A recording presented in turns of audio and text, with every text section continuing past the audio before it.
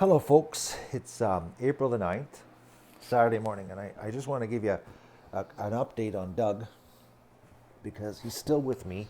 I know I said I wouldn't be doing any more streams, but so what's been happening here is Doug's having a bit of a roller coaster. So what happens is he gets it's like almost like 60% up, 40% down, and it cycles. So he's not always in pain. Last night actually was quite funny because I went to town, and when I came back to town, because I can't take him anywhere. Anything that could cause a jar or, oh, we saw a bird. I know, Doug. He still thinks he's all right. He's like right now, he thinks he's normal. But I can't do anything with him that causes a jar because it could cause the bleeding on the tumor.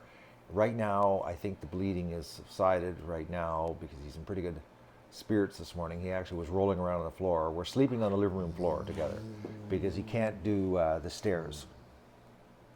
The stairs are a death sentence. So him and I are living on the main floor. But last night I came home from in town. I bought him a pack of pepperettes as a treat.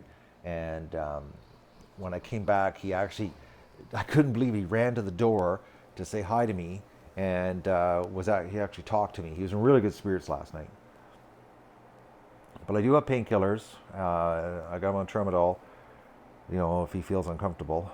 But so far, Andy says that he could last 2 weeks because he says in his 27 years of diagnosis on dogs, what he saw inside of Doug, he says, 2 weeks would be really best case scenario.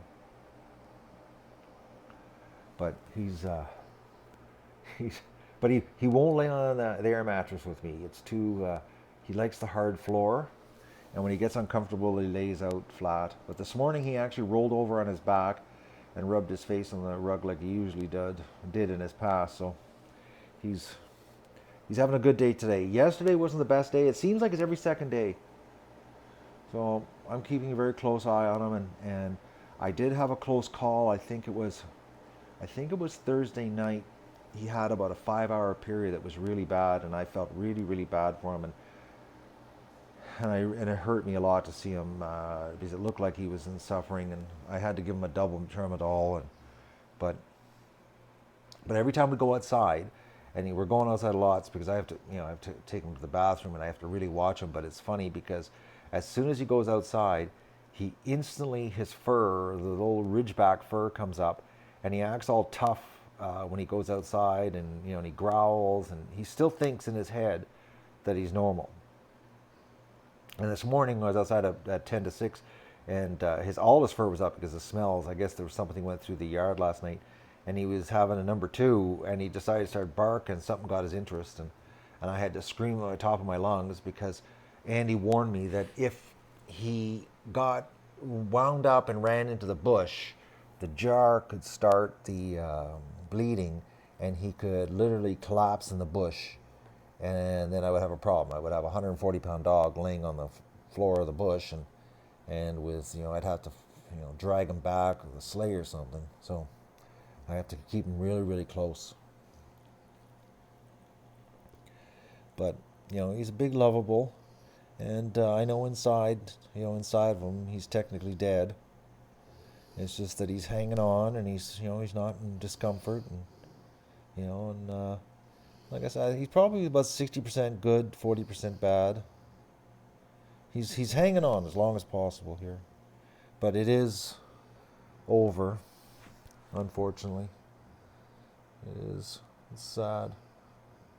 I'm better. I'm getting better here. It's a long goodbye, so it's easier on my brain because, like I said, this week, folks, I got news that I officially have a buyer for the farm. So I got that news, and 12 hours later, Doug gives me the bad news. Good news: you sell your farm, but you can't take your dog with you. Look at him; he's such a pretty old dog. I know, Dougie's. And I know some people have asked about operating. The problem with operating, and Andy told me, is that we could operate. But the problem is that we don't know what's inside. We know there's a tumor that's 5 by 7 centimeters inside, and we know that it's bleeding, and it stops bleeding, like it coagulates and it clots up, and then it stops bleeding, and then it starts bleeding, and we'd have to time the surgery when it's not bleeding. Like right now would be a good time. But the problem is that we do go in there, Andy could open him up and find out that he's full of cancer, and that he would have to actually put Doug to sleep right on the table, because there's no way that he could be sewed back up and heal from the exploratory surgery, because he's so close to passing right now. So because of the internal bleeding. So, you could save him, but then if you do get in there and he's not full of cancer and it's just one single big tumor, and we get the cancer tumor out, then there's the problem is that this year there's no way he would be strong enough to do the trip to leave the country with me. It's the worst situation to be in, folks. It hurts me so much, but he's like, I know inside he's dead. I know that. I have accepted that. I'm just enjoying as much as I can on a long goodbye. That's what we're doing here. A very long appreciating him, and giving him love. And I just want to show you guys, because everybody's, saying such nice things, and I know that, he's been part of so many people's lives, for 8 years, which I think is like the 14th or 17th of April is actually the 8-year mark. Hey, Doug.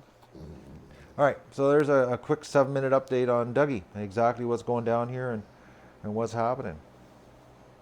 That beautiful pup.